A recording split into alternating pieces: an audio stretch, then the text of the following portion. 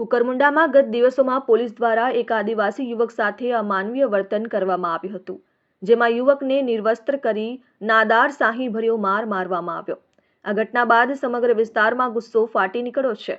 સમાજમાં હક અને અધિકાર માટે લડતા આગેવાનો અને સામાજિક નેતાઓએ આ ઘટનાની કડક નિંદા કરી છે અને પીડિત યુવક પવનકુમારને મળવા કુકરમુંડા ખાતે તમામ આદિવાસી આગેવાનો મળવા આવી પહોંચ્યા હતા।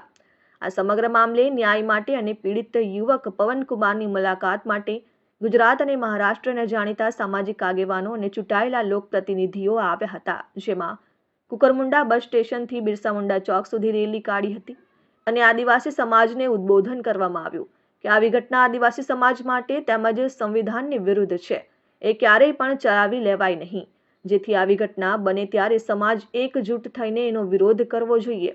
પીડિત યુવક પવનકુમારની વિશેષ મુલાકાત માટે વાંસદાના ધારાસભ્ય અનંત પટેલ, માંડવીના માજી ધારાસભ્ય આનંદ ચૌધરી, તાપી જિલ્લાના વિરોધ પક્ષના નેતા સિદ્ધાર્થ ચૌધરી, સોનગઢના માજી પ્રમુખ યુસુફ ગામિત, તાપી જિલ્લાના નવનિયુક્ત કોંગ્રેસ સમિતિના પ્રમુખ વૈભવ ગામિત, નિઝર વિધાનસભાના માજી ધારાસભ્ય સુનિલ ગામિત તેમજ મોટી સંખ્યામાં આદિવાસી યુવાનો અને આગેવાનો હાજર રહ્યા।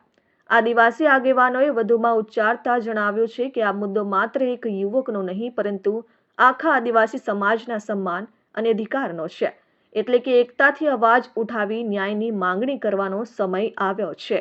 હંસરાજ પાડવી સાથે દીપેશ પાડવી, RN ન્યૂઝ, તાપી।